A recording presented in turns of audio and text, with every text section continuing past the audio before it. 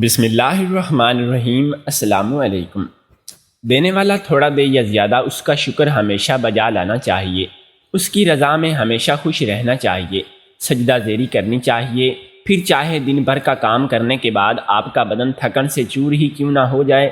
میں بھی روز آفس سے سیدھا عشاء کی نماز پڑھنے ہمارے گھر کی قریبی مسجد میں چل جاتا تھا۔ آج بھی میں کام سے آنے میں لیٹ ہو گیا تو گھر جانے کے بجائے نماز پڑھنے مسجد چلا گیا۔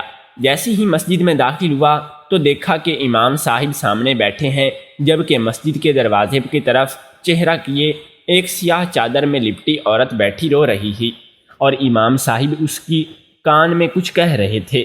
میں نے جیسے ہی قدم آگے بڑھائے وہ عورت مجھے دیکھ کر اٹھی اور مسجد سے باہر نکل گئی۔ یہ دوسری بار تھا کہ میں اس عورت کو مسجد میں دیکھ رہا تھا۔ اس کے جاتے ہی میں نے مولوی صاحب کو سلام کیا اور نماز ادا کرنا شروع کر دی۔ نماز ادا کر کے میں نے مسجد کے کونے میں پڑا، اپنا بیگ اٹھایا اور گھر آ گیا۔ گھر میں داخل ہوا تو کھانے کی بہت ہی اچھی خوشبو آ رہی تھی۔ بلا شبہ میری بیوی بہت اچھا کھانا پکاتی تھی۔ صرف اتنا ہی نہیں، کھانا پکانے کے ساتھ ساتھ وہ گھر کا کام کاج خوش اسلوبی سے سر انجام دیتی تھی۔ وہ سچ میں ایک بہت اچھی شریک حیات تھی، بالکل ویسی ہی جیسے میرے خیالوں کی دنیا میں تھی۔ سلجھی ہوئی اور حسین سیرت والی، دن میں کتنی ہی بار رب کا شکر ادا کرتا تھا کہ اس نے مجھے اتنی نیک شریک حیات دی ہے۔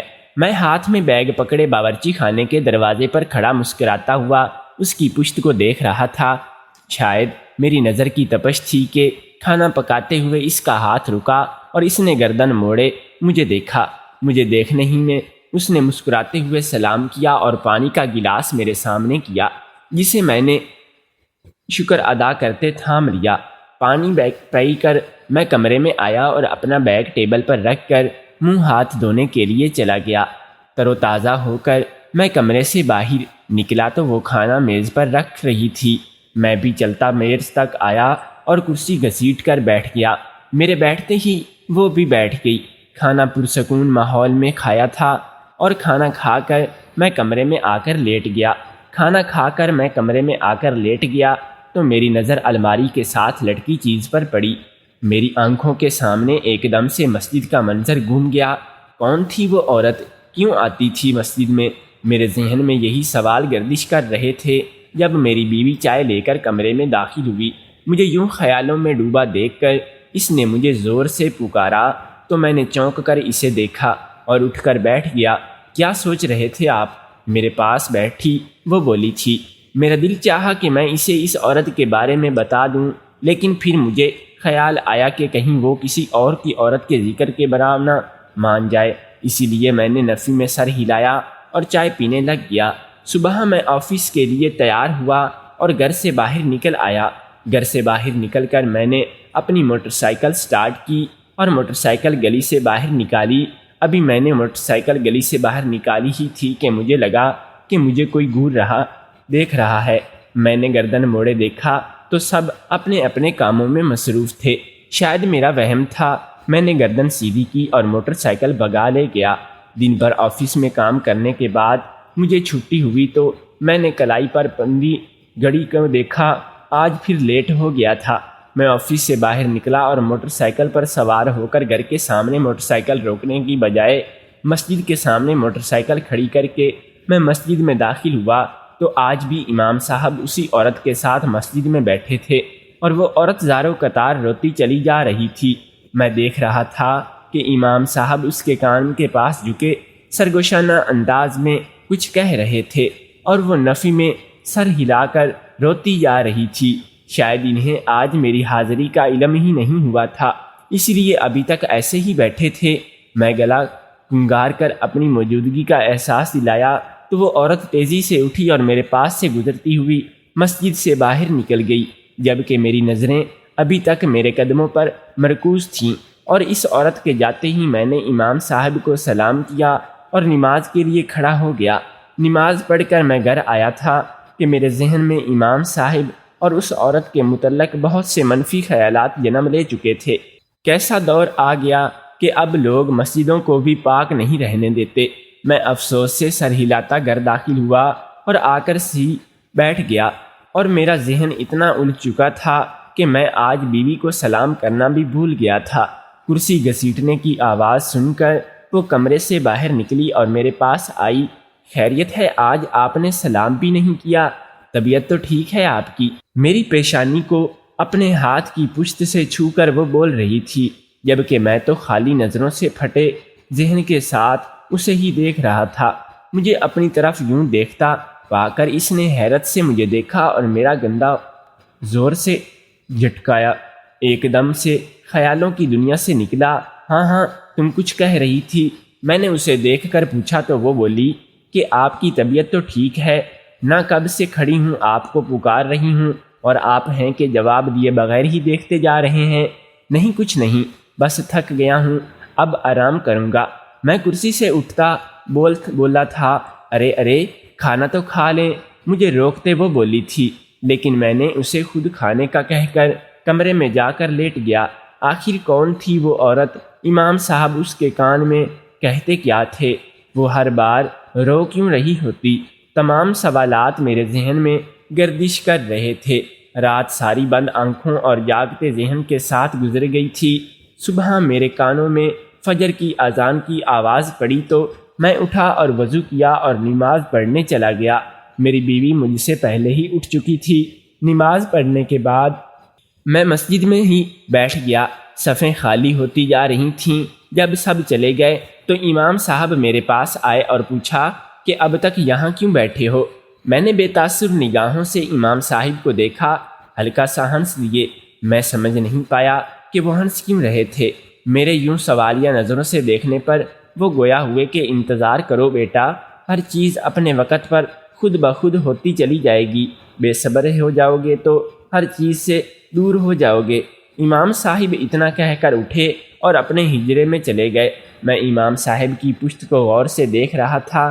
یوں زبان سے کتنی اچھی بات کر لیتا ہے یہ مولوی، اور کام دیکھو اس کے۔ بے اختیار میرے ذہن نے منفی سوچ کا زہر اگلا تھا اور مجھے امام پر شدید غصہ آ رہا تھا۔ میرا دل چاہا کہ میں ابھی محلے والوں کو اکٹھا کروں اور اس امام صاحب کو دھکے دے کر اس مسجد سے نکلوا دوں، لیکن میں ایسا نہیں کر سکتا تھا، کیونکہ اس امام صاحب کے ساتھ اس عورت کے بھی تو شامل تھی نا، اور میں کبھی بھی یہ نہیں چاہتا تھا کہ وہ عورت بھی لوگوں کی حقارت آمیز نظروں اور نفرت کا نشانہ بنے۔ اس لیے میں اپنے غصے کو دباتا اٹھا اور گھر آ گیا۔ گھر آ کر میں آفس جانے کے لیے تیار ہوا اور میز پر آ گیا۔ ناشتہ میز پر پہلے ہی لگ چکا تھا۔ مجھے یوں سست روٹی سے ناشتہ کرتا دیکھ کر میری بیوی نے مجھے غور سے دیکھا اور میرے پاس اپنا ہاتھ دھرا۔ کیا بات ہے، اتنا پریشان کیوں ہے؟ آفس میں کوئی مسئلہ ہے؟ وہ آنکھوں میں پریشانی لیے پوچھ رہی تھی۔ نہیں نہیں، آفس میں کوئی مسئلہ نہیں ہے، بس ایسے ہی کچھ سوچ رہا تھا، میں نے تسلی دینے کے انداز میں بیوی سے کہا۔ اچھا کیا سوچ رہے تھے؟ پھر یہی بتا دیں۔ میں نے کچھ سوچتے ہوئے بیوی کو ساری بات بتانے کا فیصلہ کیا اور بولا کہ وہ جو ہمارے گھر کے قریب مسجد ہے جہاں میں اکثر نماز پڑھنے جاتا ہوں، وہاں پر ہر روز ایک عورت آتی ہے اور روتی ہی رہتی ہے۔ میں حیران ہوں کہ وہ رو کیوں رہی ہوتی ہے، اور پھر جو امام صاحب ہیں وہ اس کے کان کے پاس جھکے کچھ کہہ رہے ہوتے ہیں۔ مجھے حیرت کے ساتھ ساتھ غصہ بھی آتا ہے کہ مسجد میں سے لوگ گھٹیا کام کرنے سے باز نہیں آتے۔ میں بول کر چپ ہوا اور میری بیوی کو دیکھا تو اس کا چہرہ خطرناک حد تک سرخ ہوا پڑا تھا۔ مجھے حیرت کا جھٹکا لگا تھا کہ اس کا رنگ اچانک سے اتنا سرخ کیوں ہوا ہے۔ میں نے اسے غور سے دیکھا تو وہ کپ کو ہاتھ میں سختی سے پکڑے بیٹھی مجھے ہی دیکھ رہی تھی۔ میں نے اپنا ہاتھ اس کے بازو پر رکھا اور پوچھا کہ تمہیں اچانک سے کیا ہو گیا ہے؟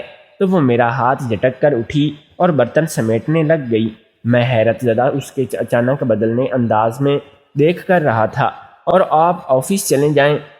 میں حیرت زدہ اس کے اچانک بدلے انداز کو دیکھ رہا تھا۔ آپ آفس چلے جائیں، دیر ہو رہی ہے، آپ کو برتن باورچی خانے میں لے جاتی ہوں، بولی تھی۔ مجھے لگا کہ شاید اسے اس طرح سے میرا کسی اور کے بارے میں ذکر کرنا اچھا نہیں لگا، تو اسی لیے یوں غصہ کر رہی ہے۔ بہرحال میں نے بھی اس سے کوئی بات نہیں کرنا مناسب نہیں سمجھا تھا اور بیگ پکڑا اور باہر آ گیا، کیونکہ جب ایک شخص غصے میں ہو تو دوسرے کو چاہیے کہ وہ خاموش ہو جائے۔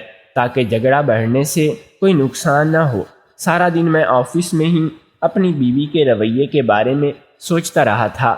میں سمجھ نہیں پا رہا تھا کہ آخر اسے برا کس بات کا لگا ہے۔ میں نے سوچا کہ اگر گھر جا کر آج بیوی کا سامنا کر لوں گا، اس لیے میں نے آج بیوی کو منا لوں گا، اور اسی لیے میں نے راستے میں ہی بیوی کے پسندیدہ پھول لیے اور پہلے مسجد میں آ گیا۔ آج بھی امام صاحب اسی لڑکی کے ساتھ بیٹھے تھے اور وہ نفی میں سر ہلاتی روتی جا رہی تھی۔ اس عورت کو یوں مسجد میں بیٹھا دیکھ کر میں ایک دم سے بیزار ہوا تھا۔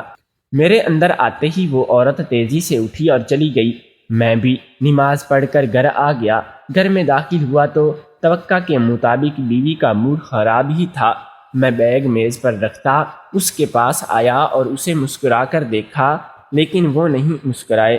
میں نے اس کی آنکھیں دیکھیں تو وہ بے حد سرخ تھیں۔ میں شدید حیران تھا کہ وہ ایک معمولی سی بات پر اتنا رو رہی تھی۔ کیا ہوا ہے؟ کیا میری بات تمہیں اتنی بری لگی ہے کہ تم اب تک مجھ سے ناراض بیٹھی ہو؟ میں آپ سے ناراض نہیں ہوں، وہ معصومیت سے بولی تھی۔ اس کی معصومیت پر مجھے ہنسی آئی تھی، لیکن میں نے ضبط کیا اور اسے مناتے ہوئے اس کے ہاتھ میں پھول رکھ دیے۔ پھول دیکھ کر اس کا چہرہ کھل اٹھا تھا۔ مجھے شکریہ ادا کرتی وہ اٹھی اور کھانا لگانے چلی گئی۔ کھانے کے بعد میں کپڑے تبدیل کرنے چلا گیا۔ میں کپڑے تبدیل کر کے باہر نکلا تو دیکھا کہ میری بیوی الماری میں سر لیے کھڑی تھی۔ کیا تلاش کر رہی ہو؟ اس کی طرف آتا میں بولا تھا۔ میرے بولنے پر وہ ایک دم بوکھلائی تھی۔ تیزی سے اس نے کپڑوں کے نیچے سے کچھ چھپا دیا جو میری نظروں سے بالکل بھی اوجھل نہیں ہوا تھا۔ کپڑے درست کرتی وہ مڑی اور مجھے مسکرا کر دیکھا، لیکن اس کی مسکراہٹ اس کے چہرے کے اڑے ہوئے رنگ کو بالکل بھی ساتھ نہیں دے رہی تھی۔ میں نے اس سے کچھ بھی پوچھنا مناسب نہیں سمجھا تھا اور آ کر لیٹ گیا۔ البتہ میرا ذہن الجھ چکا تھا۔ میرے ذہن میں ایک بار پھر سوالات پیدا ہونے لگے تھے۔ آخر مولوی نے مجھے انتظار کرنے کا کیوں کہا؟ وہ عورت کون تھی؟ میری بیوی مجھ سے کیا چھپا رہی تھی؟ بیک وقت پر میرے ذہن میں کئی منظر ابھر آئے تھے۔ سوچ سوچ کر میرا ذہن تھک چکا تھا۔ مجھے اپنے ارد گرد ہر چیز عجیب لگنے لگ گئی تھی۔ میں سمجھ نہیں پا رہا تھا کہ میں ان تمام منفی خیالوں سے کیسے چھٹکارا حاصل کروں۔ میں اتنی اور منفی سوچ کا مالک نہیں تھا جتنا ہوتا جا رہا تھا۔ بیزاری سے میں نے اپنا سر تکیے پر پٹکا تھا، لیکن شاید آج پھر سے مجھے نیند نہیں آنی تھی۔ میں زبردستی آنکھیں موند کر لیٹ گیا۔ پھر تقریباً 20 منٹ ہی گزرے تھے کہ مجھے الماری کے دربارہ کھلنے کی آواز آئی۔ میں نے تھوڑی سی آنکھیں کھول کر دیکھا تو میری بیوی الماری میں سے کچھ چمکتی ہوئی چیز نکال رہی تھی۔ میں نے غور سے دیکھنا چاہا، لیکن میری بیوی نے وہ چیز جلدی سے اپنے سینے کے ساتھ لگائی اور مجھے دیکھا۔ میں نے فوراً آنکھیں بند کر لیں اور سونے کی اداکاری کی۔ جب میری بیوی کو یقین ہو گیا کہ میں سو چکا ہوں تو وہ دبے پاؤں کمرے سے باہر نکل گئی اور ساتھ والے کمرے میں چلی گئی۔ اس کے جاتے ہی میں نے آنکھیں کھول کر مجھے حیرانی ہوئی کہ ایسی کیا چیز ہے جو میری بیوی مجھ سے چھپا کر رکھ رہی ہے، اور رات کے اس پہر وہ اس کا استعمال کرنے کے لیے دوسرے کمرے میں جا رہی ہے۔ نہ چاہتے ہوئے بھی میں شک میں مبتلا ہو رہا تھا۔ میں نے سوچا کہ کیوں نہ میں بھی جا کر دیکھوں کہ میری بیوی دوسرے کمرے میں کیا کر رہی ہے۔ میں بیڈ سے اترا اور ننگے پاؤں چلتا ہوا دوسرے کمرے کی جانب جا رہا تھا۔ دوسرے کمرے کی باہر آ گیا۔ کمرے کا دروازہ بند تھا۔ دروازے کے نیچے سے لائٹ کی روشنی آ رہی تھی۔ میں نے کان لگا کر سننے کی کوشش کی تو مجھے لگا کہ میری بیوی کسی سے آہستہ آواز میں رابطہ جملوں میں بات کر رہی ہے۔ میرے تو تن بدن میں جیسے آگ لگ گئی تھی۔ دھوکہ دینے کا احساس ہی مجھے اندر تک سلگا گیا تھا۔ میرا دل چاہا کہ میں ابھی کمرے کا دروازہ کھولوں اور اپنی بیوی کے منہ پر زوردار تماچا رسید کروں، لیکن میں ایسا نہیں کر سکتا تھا۔ میں چپ چاپ چلتا کمرے میں آیا اور لیٹ گیا۔ ضبط کی وجہ سے میری آنکھیں شدید سرخ ہو رہی تھیں اور میرا سر درد کی وجہ سے پھٹا جا رہا تھا۔ معلوم نہیں رات کا کون سا پہر تھا جب میری بیوی کمرے میں داخل ہوئی اور آ کر سو گئی۔ صبح اٹھا اور تیار ہو کر بغیر ناشتہ کیے میں گھر سے نکل آیا۔ میری بیوی مجھے آوازیں دیتی رہ گئی، لیکن میں نہیں رکا۔ میرے اندر ایک آگ جل رہی تھی جس میں میرا مان، میرا اعتبار تھوڑا تھوڑا کر کے راکھ بنتا جا رہا تھا۔ میں غصے سے بھرا سارا دن آفس میں کام کرتا جا رہا تھا اور شدید غصے اور ذہنی دباؤ کی وجہ سے میرا آج اپنے ایک کولیگ سے بھی معمولی سی بات پر جھگڑا ہو گیا تھا۔ میری کام پر بالکل بھی توجہ نہیں تھی، بس ذہن میں یہی خیال آ رہے تھے کہ بیوی نے میری پیٹھ پر وار کیا تھا، میرا بھروسہ توڑا تھا۔ میں ابھی یہی سب سوچ رہا تھا کہ میرا فون بج اٹھا۔ میں نے ترچھی نظروں سے فون کو دیکھا تو میری بیوی ہی مجھے کال کر رہی تھی۔ میں نے نظر انداز کیا اور کام کرتا جا رہا تھا، لیکن شاید آج بھی قسم اٹھا رکھی تھی کہ مجھ سے کچھ تلخ سن کر ہی خاموش بیٹھنے گی۔ میں نے غصے سے کال اٹھائی اور کہا کہ بولو، کیوں بار بار فون کیے جا رہی ہو؟ میرے اتنے روکھے انداز پر وہ آہستہ سے بولی کہ کچھ کھا لیں، صبح بھی کچھ نہیں کھایا تھا۔ میری بیوی کی آواز سن کر میرا پارا چڑھا تھا، اسی لیے تنگ آ کر بولا کہ تم اپنی تفریح اور اپنے باقی اہم کاموں میں توجہ دو، میری فکر کرنے کی کوئی ضرورت نہیں ہے۔ کہتے ساتھ ہی میں نے فون بند کر کے میز پر پٹکا تھا۔ کام سے فارغ ہو کر میرے آفس سے باہر نکلا اور اپنے موٹر سائیکل سٹارٹ کی۔ معمول کے مطابق میں گھر جانے کے بجائے عشاء کی نماز ادا کرنے مسجد آ گیا۔ میں جیسے ہی مسجد میں داخل ہوا تو امام صاحب کے ساتھ اس عورت کو بیٹھے دیکھا اور میرے اندر داخل ہوتے ہوئے وہ اٹھی اور مسجد سے باہر نکل گئی۔ میں نے امام صاحب کو نفرت سے دیکھا تھا اور پھر نماز پڑھنے کھڑا ہو گیا تھا۔ نماز پڑھ کر میں جانے لگا تو مجھے اپنی پشت پر امام صاحب کی آواز آئی، دیکھنے والے کی نظروں کی بات ہوتی ہے بیٹا۔ یہ دوسری بار تھا کہ امام صاحب مجھے یوں مخاطب ہوئے تھے۔ میں دل ہی دل میں پہلے سے ہی ایک آگ لگی ہوئی تھی، اور پھر امام صاحب اور اس عورت کا ایک ساتھ ہونا مجھے اور تیش دلا رہا تھا۔ میں کوئی بھی رد عمل دیے بغیر ہی مسجد سے باہر نکلا اور گھر آ گیا۔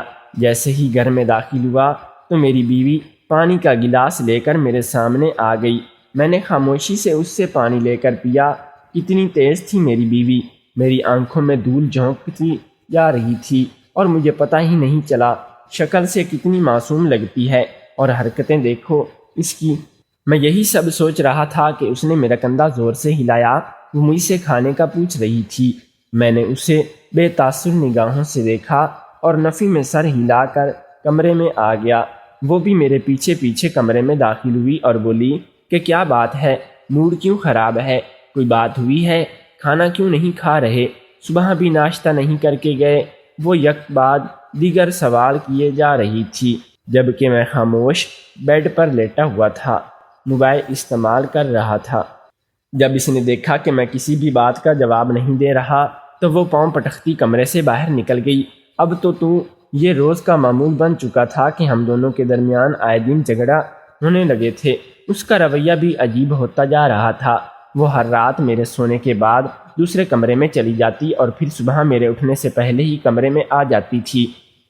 میں بھی اس سے کھینچا رہنے لگا تھا، ہر وقت اسے مشکوک نظروں سے دیکھتا رہتا۔ دوسری طرف امام صاحب کے ساتھ بھی وہ عورت زور سے روز موجود ہوتی تھی۔ دن بدن میرا مزاج یہ سب دیکھ کر بدلتا جا رہا تھا۔ میں چھوٹی چھوٹی بات پر غصہ کرنے لگ جاتا کرتا تھا۔ کام پر بھی میری توجہ نہ ہونے کی برابر تھی، اور آفس میں میرے رویہ اتنا برا ہو چکا تھا کہ مجھے میری نوکری خطرے میں محسوس ہو رہی تھی۔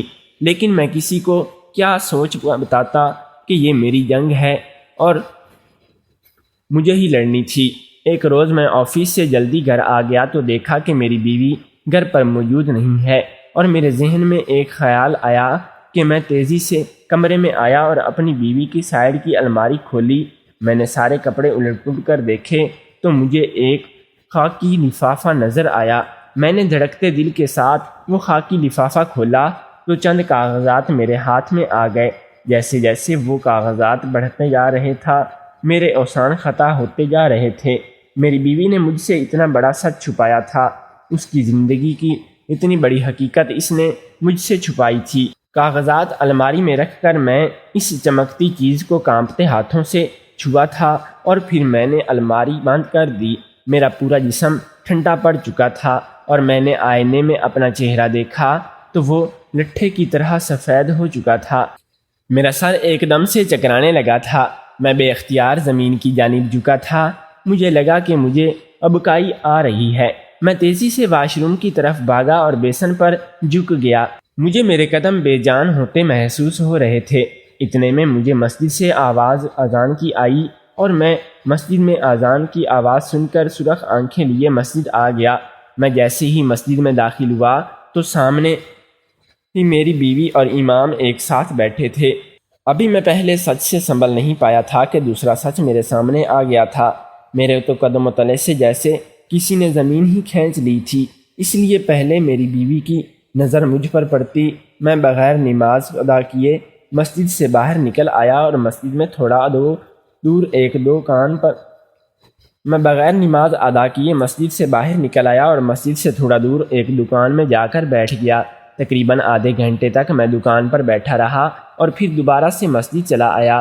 میں جیسے ہی مسجد میں داخل ہوا تو میں نے دیکھا کہ میری بیوی میرے داخل ہوتے ہی مسجد سے باہر نکل گئی ہے اور یقیناً اسے میرے آنے کے وقت کا پتہ تھا اور اسی لیے وہ اٹھی اور مسجد میں باہر نکل آئی۔ میں نے خاموشی سے نماز ادا کی اور بغیر امام صاحب کو دیکھے باہر آ گیا۔ گھر آ کر میں خاموشی سے کرسی گھسیٹ کر بیٹھ گیا۔ میرے بیٹھتے ہی میری بیوی میرے پاس آ کر بیٹھ گئی۔ وہ آج ضرورت سے زیادہ خوش لگ رہی تھی۔ میں اسے دیکھ پا رہا تھا اور اس نے مسکراتے ہوئے میرے بازو پکڑے اور اس نے مجھ سے پوچھا کہ آج دن کیسا گزرا۔ میں نے کوئی جواب نہیں دیا اور خاموش رہا۔ اس نے پھر پوچھا کہ کھانا لگاؤں تو میں نے نفی میں سر ہلایا۔ میری ایک بھی نہ سنی اور زبردستی کھانا کھلا دیا۔ وہ مجھے کھانا کھلاتی رہی اور میں اسے بے تاثر ٹھنڈی نظروں سے دیکھتا رہا۔ کتنی محبت تھی، میں نے اسے کتنا بھروسہ کیا تھا مجھے اس پر، حتیٰ کہ میں نے اپنی زندگی کے تمام اہم اور معمولی بات اسے بتا دی تھی اور اس نے اتنی اہم بات مجھ سے چھپائی تھی، جبکہ اسے یہ بات مجھ سے سب سے پہلے بتانی چاہیے تھی۔ اس کے چہرے کی خاموشی دیدنی تھی، جبکہ میرا اندر شدید جل رہا تھا۔ میرا دل چاہ رہا تھا کہ میں اسے ابھی اسی وقت طلاق دے دوں اور دھکے دے کر گھر سے اور اپنی زندگی سے باہر نکال دوں، لیکن میں اس کے ساتھ تمام ثبوتوں کے ساتھ اسے دھوکہ دینے کی وجہ سے پوچھنا چاہتا تھا۔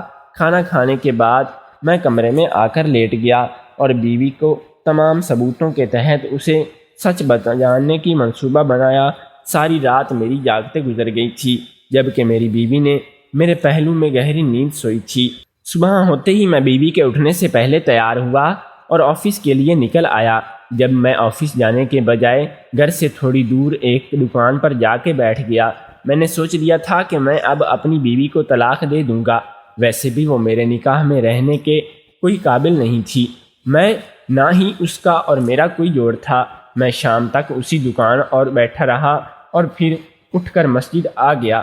مسجد میں داخل ہو کر میں ایک کونے میں بیٹھ گیا جہاں میں امام صاحب کی مجھ پر نظر نہ پڑے۔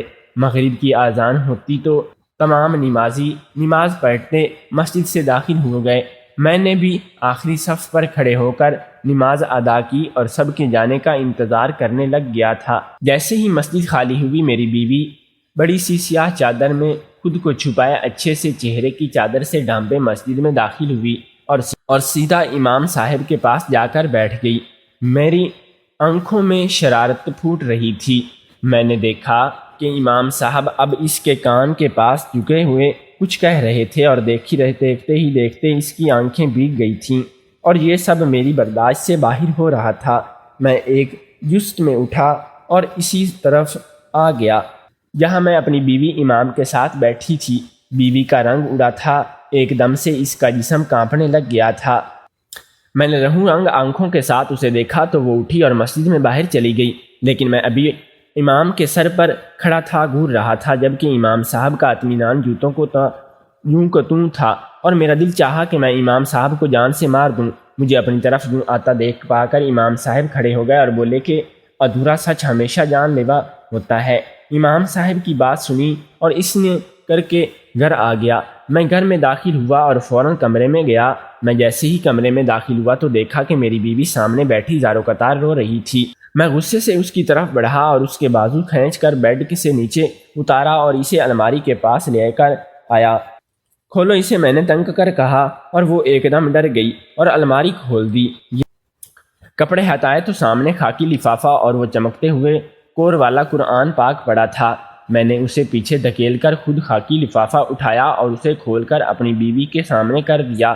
کاغذ دیکھ کر میری بیوی کا چہرہ زرد ہوا تھا۔ یہ کیا ہے؟ ہاں بولو، کون ہو تم؟ تمہاری پہچان کیا ہے؟ کیوں چھپایا ہے یہ سب مجھ سے؟ کیوں دھوکہ دیا تم نے مجھ کو؟ اور میں غصے سے اس پر چیخ رہا تھا۔ ہچکیوں کے درمیان وہ روتی ہوئی کمرے سے باہر نکلی اور دوسرے کمرے میں چلی گئی۔ 5 منٹ بعد وہ ایک اور فائل کے ساتھ کمرے میں داخل ہوئی تو میں نے اختیار نفی سے سر ہلایا اور کہا کہ آپ اور کون سا راز ہے جو تم نے مجھ پر چھپا رکھا ہے؟ یہ کاغذات دیکھ رہے ہو، اس میں صاف صاف تمہاری پیدائش کے ساتھ تمہارا مذہب لکھا ہے۔ تمہاری حقیقی طور پر یہ پہچان ہے جو تم نے مجھ سے چھپائی ہوئی ہے۔ کاغذ اس کی آنکھوں کے سامنے لہراتا میں بولا تھا، جبکہ وہ بھری ہوئی آنکھوں سے مجھے دیکھ رہی تھی۔ بول بھی چکو، اب میں کیا یہاں بکواس کیے جا رہا ہوں؟ چلو یہاں تک تو ٹھیک ہے کہ اس مولوی کے پاس بھی جاتی ہو، تمہیں میری عزت کا ذرا بھی خیال نہیں آیا؟ میں چپ ہوا تو وہ بولی کہ میں نے آپ کو کوئی دھوکہ نہیں دیا ہے، میں بھی وہی ہوں جو آپ ہیں۔ یہاں میں نے آپ سے اپنا ماضی چھپایا کیونکہ مجھے یہ بات بتانا اتنا اہم نہیں لگا، کیونکہ وہ میرا ماضی تھا جسے میں پیچھے چھوڑ کر آئی تھی، اور میں امام صاحب کے پاس صرف قرآن پاک پڑھنے جاتی ہوں کیونکہ میں قرآن پاک بھی پڑھنا چاہتی تھی۔ میں نے آپ کو کوئی دھوکہ نہیں دیا، بس یہ سب آپ سے چھپایا صرف اس لیے کہ کہیں آپ مجھے چھوڑ نہ دیں۔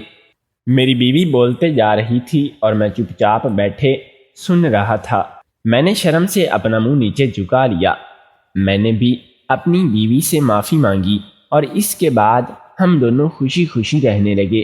کیا مجھے اپنے شوہر کو سب کچھ سچ سچ بتا دینا چاہیے تھا، یا میں نے اپنے شوہر سے چھپا کر یہ صحیح کیا تھا؟ کمنٹ کر کے ضرور بتائیے گا، ہمیں آپ کے جواب کا انتظار رہے گا۔ شکریہ۔